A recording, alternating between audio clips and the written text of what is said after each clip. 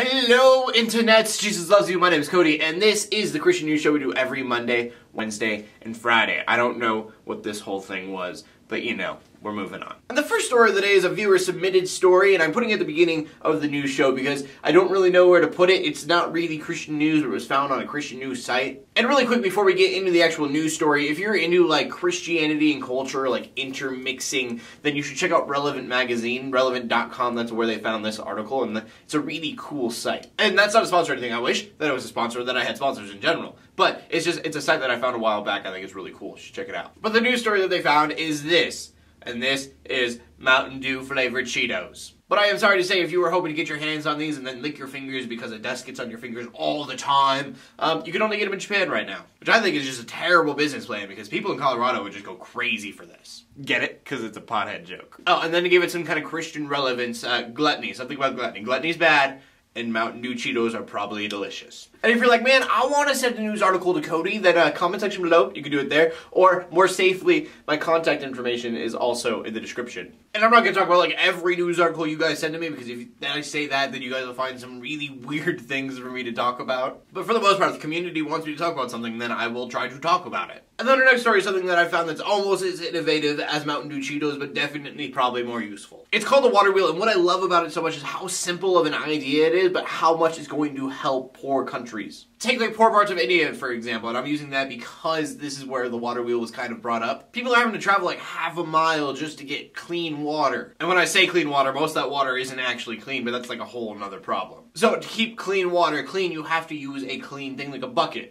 A clean bucket would work. So the WaterWheel, it's plastic, so it's going to be cheap to make. It's going to be easy for people to donate to and then be given out to people who need it. And it's pretty much just a clean plastic wheelbarrow that makes it so much easier to roll your water to your house. And like I said, this idea is so simple that it probably seems like a really small thing, but this is a huge deal for a lot of people. Obviously, if you're donating money to give people clean water, that is a bigger deal, but this is also just very helpful for different communities. And then our next story is a really quick one, but it was something that I had to share because a while back we talked about it. It was about a Satanist who wanted to get a monument put up in Oklahoma. It started with a Ten Commandments statue that was put in place right next to the Oklahoma State House, and everybody kind of said you need to either take that down or endorse all religions, which Satanists were like, including ours. You should do ours. And sadly, the Satanists did not decide to do the child-friendly interactive memorial they were trying to do. That was a real thing they were looking into. And the statue is not up yet, but they have made the mock of what they want the statue to be, and it looks like this, just Satan with a couple of kids huddled around him. And it also seconds as a bench, so you could sit on Satan's lap and take pictures. Now, some of you are probably like, Cody, you probably shouldn't be laughing at the Satanist monument because you're a Christian.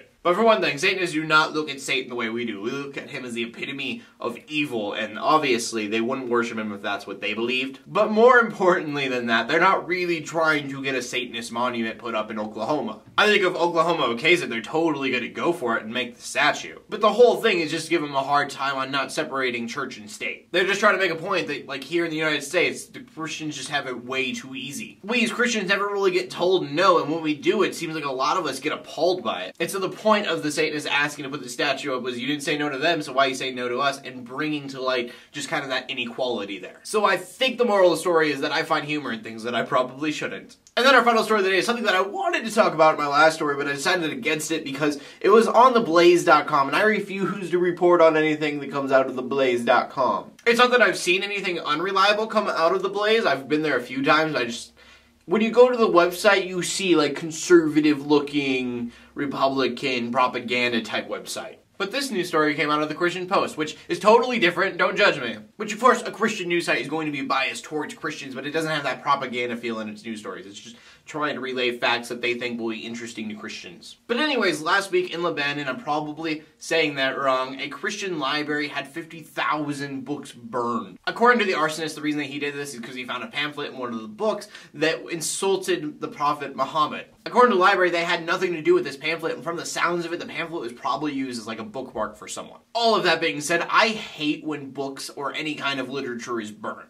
Now, I do want to point out that not every Muslim is like this guy, but this guy is a bad person. Like, this guy infuriates me almost as much as when, like, in the 1800s, the Spaniards came and, under the name of God, burned all of the scrolls that the Mayans had going on. Like, here's a good idea. Let's burn all of the information that the geniuses on time had. Like, that is a thing that happened. Back in the day, Spaniards came and they're like, you need Christian literature, not your kind of literature, and so they gave them Christian literature and then burned everything that they had. So, if you are a Muslim or a Christian or anything else in the entire world, if you're going to burn something, please do not burn the progress of humanity. If you're going to do something in the name of religion, then go for it, but don't be stupid. And from that, we go on to the question of the day. And the question of the day today is, what is your favorite invention in the entire world? I'm going to say YouTube, because I use it a lot, obviously. But I've said words and things for this entire video, so now it is your turn. I want to know what you guys have to say too. So please leave a comment in the comment section below with your answer. And it doesn't have to be on the question of the day. If you want to say just like, hi, then go for it. I would love to say hello to you too.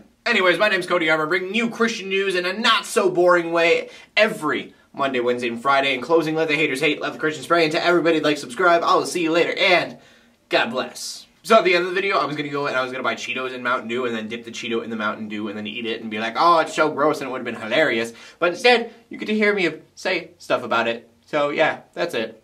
Love you.